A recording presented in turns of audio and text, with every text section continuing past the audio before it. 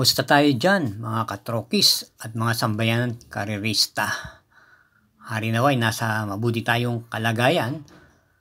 Tayo'y nasa area naman po upang ibigay sa inyo ang aking mga giya sa araw na to, April 26, 2025, Saturday, kung saan meron po tayong 10 pangarera at magsisimula po ng alas 3 ng hapon. May kahirapan po ang pagkaka-line up at makapal-kapal. Sanghi na rin po ng may magandang premyo gawa ng idaraos po ang NPJA Cup Trophy Race. Kaya huwag di ilalagay kursunadang dihado sa rota. Bueno, tayo magsisimula na rin po, kaya samahan niyo na rin po ako. Salamat po. Karera number 1, start po ng Peak 6, races 1 to 6. Isang Class 5, Group 5 split for placers. At meron po tayong pentapekta rito. Mag-i-start po ng alas 3 ng hapon. Binubuo po ng 11 kalahok. Pampremera po natin dito yung kalahok number 7, Celebrity. Napapanubayan po ni JD Flores. Pwede pong iparimati ito at ipacing. Itong nakaraan March 15, tumakbo po siya at dumating po siya ng tersera pwesto kay Mount Amandiwing. At bilang panigunda po natin dito yung kalahok number 3, Smarty Jazz. Ito po yung na-tersera naman itong nakaraan lang April 6 kay Blown Away. Lulan yung regular rider niya si Espare Jr. At bilang panersera po natin dito yung numero 11 Lapping Inside. Na ipipacing po at pwede rin naman pong kumuha ng unahan to. Bagamat nitong mga nakantakbo nitong Marso ay hindi po ganong kagandahan. Dumadating lamang po ng mga kalagitnaan. Pero meron pong buti itong kabayang to at pwede po itong makadihado rito. Kaya para rito sa karera numero 1, pampremera yung numero 7, Celebrity. Panigunda yung numero 3, Smarty Jazz. At panersera yung numero 11, Lapping Inside. Karera numero 2, start po ng first winner take all, races 2 to 8. Ito po yung may distansyang 1,400 meters. Isang class 5, split group 11 to 15. At binubuo po ng 11 kalahok, isang coupled entries, yung numero 4. Pampremera po natin dito yung coupled entries, numero 4, Misha Bahandi. Misha, ito ay kagagaling lamang po sa panalin itong nakaraan April 11. Kung saan tinalo niyo po si Dancing Queen, isa pong derimate, at yung kakwad niyang Bahandi, ito po yung may taglay na tuling at pwede rin naman po itong manggaling sa likuran. Itong buwan po ng Marso, ito po ay dumating lamang po ng panlimang pwesto noong March 12 kay Polite Bell. Rendahan po siya ni JM Estorque. Bilang panigunda po natin dito ay numero 11 Meghang Maxine na rerendahan po ni si Penson. Tumakbo po ito nung last April 20 at kwarto pwesto lamang po ang kanyang nakuha. Lulan si JB Bakaykay. At nitong nakaraan buwan nung March 7, ito po yung minaitalang panalo kung saan tinalo na po si Ginggini at Queen Lois. At bilang panersera po natin dito yung number 5 Electrify na nakwarto pwesto po nung April 6 kay Shanghai Sheikh. Kaya para rito sa karera numero 2, pampremera yung coupled entries numero 4 Bahandi, Misha, panigunda numero 11 Meghan Maxine at panersera yung numero 5 Electrify. Karera numero 3, may distansyang 1,400 meters. Ito po ang NPJA MMTCI Trophy Race at start ng Peak 5, races 3 to 7. Meron po tayong 5 kalahok dito at sa akin nakikita 3-cornered fight lang po to sa kabayong numero 1, 3 at 4. Pero mas pinapaboran po natin dito yung kalahok numero 4, Tis the Moon. Napapanubayan po ni J.A. Guse. Kagalang po sa panalo itong nakaraan at impresibo naman po ang kanyang ikinilos at naitalang tiyempo. At bilang panigundo po natin dito yung baguhan na numero 3, Dream Girl. Napapatubayan po ni A.R. Villegas. Nagagaling lang po sa kanyang barrier run itong nakaraan. At maganda rin po ang kanyang ipinakita. Punong-puno pa po nung dumating to sa meta. Kaya sa tingin ko may laban po ito. Bagamat di pa po gaanong tumatakbo o batak. Kaya para rito sa karera numero 3, pamprimera natin yung numero 4, Tease the Moon. Panigunda yung numero 3, Dream Girl. Karera numero 4, start po ng second winner take all, races 4 to 10. Distance 1,400 meters. Isang class 4, group 16 to 21 split. At binubuo po ng 11 kalahok. Ating pili, pamprimera yung imported horse sa numero 9, Carmela's Love. Napapatubayan po ni JC De La Cruz. Ito po ay tumakbo nung last April 2 at dumating lamang po ng pang-anim na pwesto sa kabayang nanalong Morning After. At nung buwan ng Marso, nung March 16, ito naman po ay dumating ng pang-limang pwesto kay Mahusay Ay. Ito po ay pwedeng sumabay sa unahan at pwede rin naman isunod-sunod lamang to. At bilang panigunda po natin dito yung number 4, Just Me, na may taglay na tuling. At rarenda naman po ngayon siya ni J.A. Guse. Ito po may magandang prebang na itala, pero nung buwan pa po ng Pebrero, nung February 12, ito po ay nakapagtala ng panalo. At impresibo naman po kung saan tinalo niya po si Queen Gabi at yung naterserang Meghan Maxine.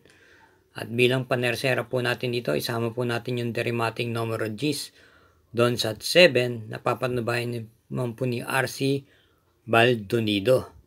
Kaya para rito sa karera numero 4, pamprimera yung numero 9, Carmela's Love. Panigundo, numero 4, Just Me. Panersera yung numero G's, Donsat 7. Karera numero 5, may distansyang 1,400 meters. Ito po ang Whispering Hope Trophy Race.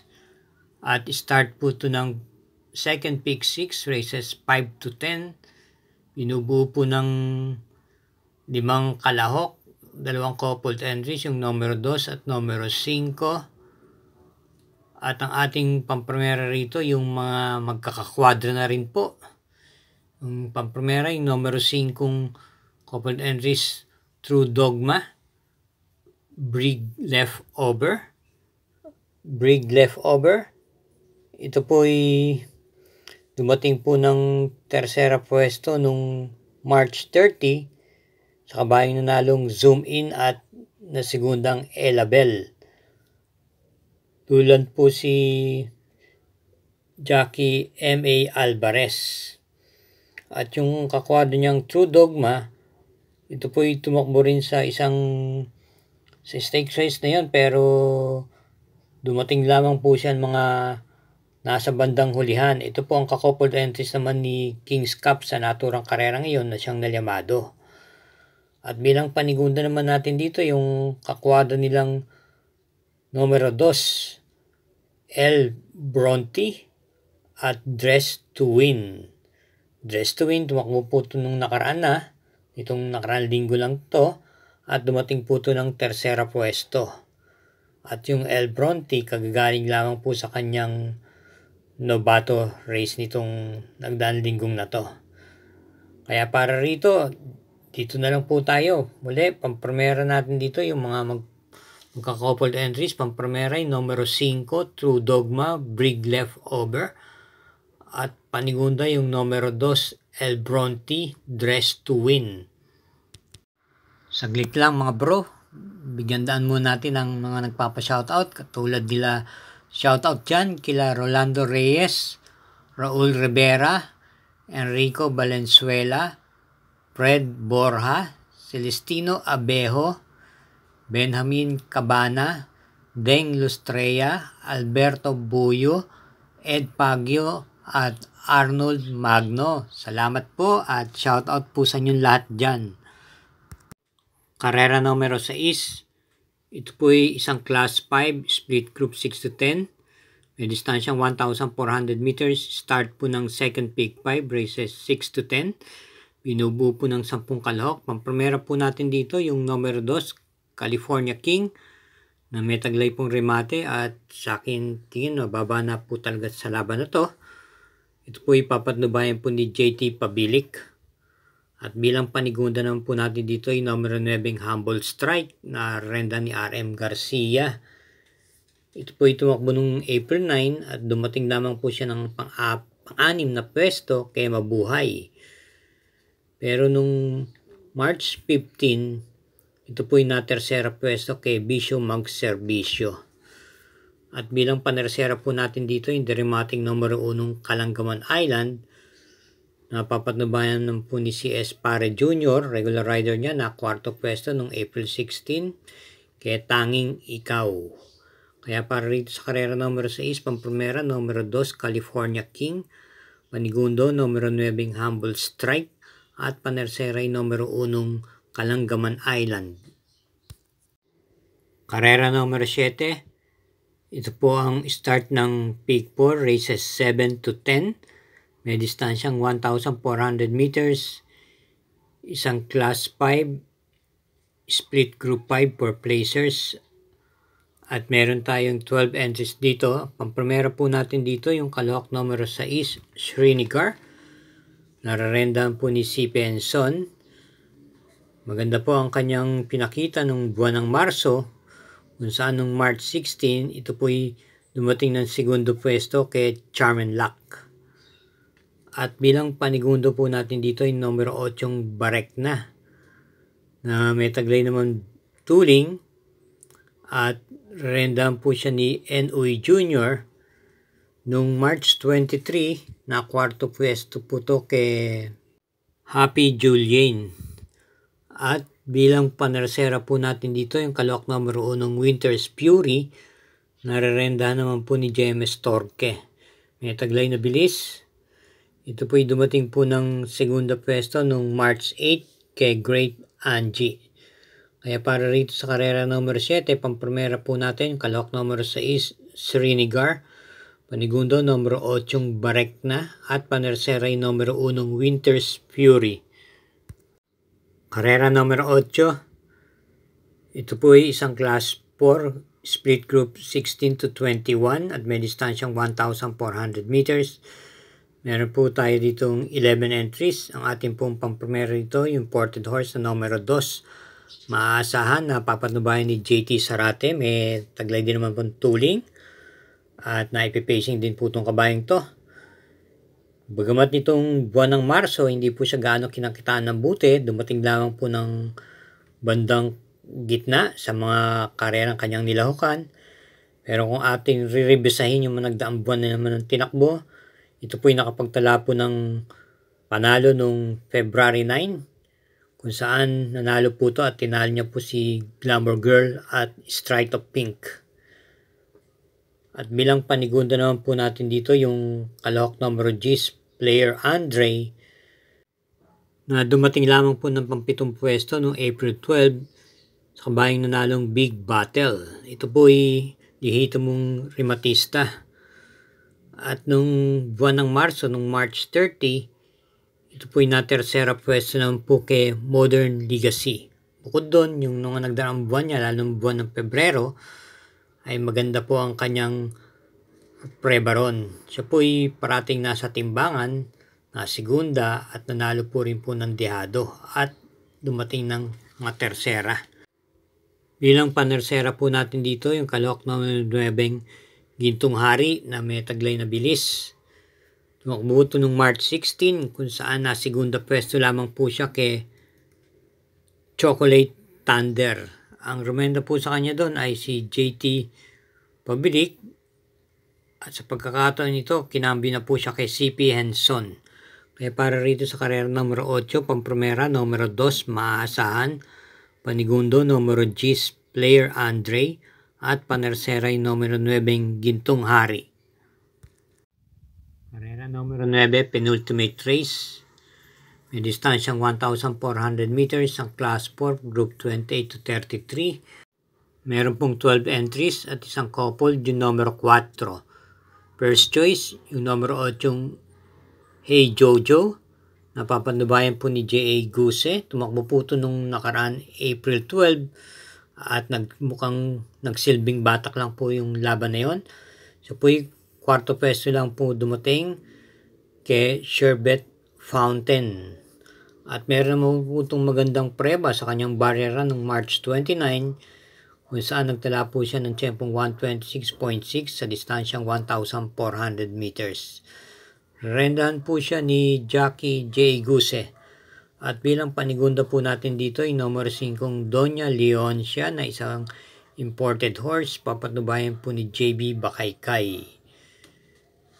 Nitong April 10, tumakbo po at na pampitong pwesto lamang po kay This Old Heart of Mine. Pero kung sasariwain natin yung mga nagdaan takbo niya, nung December 7, last year, 2024, ito po ay may preba po ito kung saan nakapagtala po siya ng panalo at tinalo niya po si Charm Campaign at Winner Parade na maganda rin naman po ang kanyang tempo, 126.6 sa 1,400 meters. Kaya halos di rin po nagkakalayo. At bilang panersera naman po natin yung numero 3 sa Bawani na isa pa rin imported horse, ito po ay tumakbo noong April 6 kung saan na segunda pwesto naman po siya kay This Old Heart of Mine. Kaya para rito sa karera numero 9, pampremera yung kalok numero 8 Hey Jojo, panigunda yung numero 5 Doña Leoncia at panersera yung numero 3 sa Bawani.